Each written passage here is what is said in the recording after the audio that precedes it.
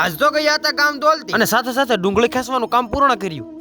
તો શું કહે મિત્રો, મોજમાં આપડા વ્લોગ જોતા બધા મોજમાં જ હોય. અને જવાનું હતું ગામ દોલ, કારણ કે ત્યાંથી લાવવા નથી દવા. પહેલા તો કરી લીધા માતાજીના દર્શન અને આપણી ફોર્ચ્યુનર ગાડીને લઈને આવી જાય પંપે અને આપણી ફોર્ચ્યુનર ની ટાંકી કરાવી નાખી ફૂલ અને પછી નીકળી જાય રસ્તે. પછી હું મેં મારા ભાઈ પાસે લઈ લીધી ગાડી અને હવે હાંકવા નથી મારે. ગાડીને ચલાવતા ચલાવતા આપણે આવી જાય દેતડ ને આ કાક છે દેતડ ગામનો પુલ. ધારને ખોદીને વશમાં બનાવેલો રસ્તો કેટલા જોઈ જરાક કોમેન્ટમાં જણાવજો. રસ્તામાં મોજ મસ્તી કરતા નીકળી જાય આગળ અને પછી હું પોગી જાય ગામ દોલતી અને પછી આવી જાવ ગામ દોલતી નો ગેટ હોરવા નીકળી જાય ગામ તરફ અને ફાઇનલી જ્યાં આપણે જવાનું હતું ત્યાં આવી જાય અને આવી જાય ડોક્ટર ના ઘરે. ડોક્ટર તો ઘેર નતા, થોડીક જ વારમાં આવી જશે. તો ડોક્ટર પાસેથી લઈ લીધી દવા. આ છે એક 2 ઇન્જેક્શન ની દવા. રસ્તામાં જતા થતા ગામ દોલતીમાં હતા લગન અને આ લગનમાં કોણ કોણ આવ્યું છે જરા કોમેન્ટમાં જણાવજો. એટલે મિત્રો આપણે પોગી ગયા ઘરે ને જે દવા લેવા ગયા થઈ આને આપવાની અને પછી આપી દીધી દવા. પછી આવી જાય આપણી વાડી અને પહેલા તો સડી જાય આંબા ઉપર અને કાક આવી રીતે આંબા ઉપર હાલતા હતા ખેર અને ઘડી કરી લીધી આંબા ઉપર મોજ મસ્તી. હું આપણે કાઢવા માંડ્યા ડુંગળી, કારણ કે આજ તો ડુંગળી કાઢવાનો તો છેલ્લો દિવસ. આજ તો બધી જ ડુંગળી કાઢી નાખવાની અને મારો ભાઈ મારથી આગળ થઈ ગયો તો રાપવા. હું પણ હવે ખેંચવા મળું જલ્દી ડુંગળી. તો ફાઇનલી મિત્રો સતત 4 દિવસની મહેનતથી આજ નીકળી ગઈ ડુંગળી. હવે નીકળી જાય આપણે ઘર તરફ, કારણ કે ઘેર જઈને ગોઠવવાનો હતો કપાસ. ફાઇનલી મિત્રો આપણે પોગી ગયા ઘરે અને કપાસની થડી કરવાનું કરી દીધું ચાલુ. સાથે સાથે આપણો વ્લોગ જ અહીંયા પૂરો કરવી છે. બધા ભાઈ ફોલો અને સબસ્ક્રાઇબ કરતા જજો. જય શ્રી રામ.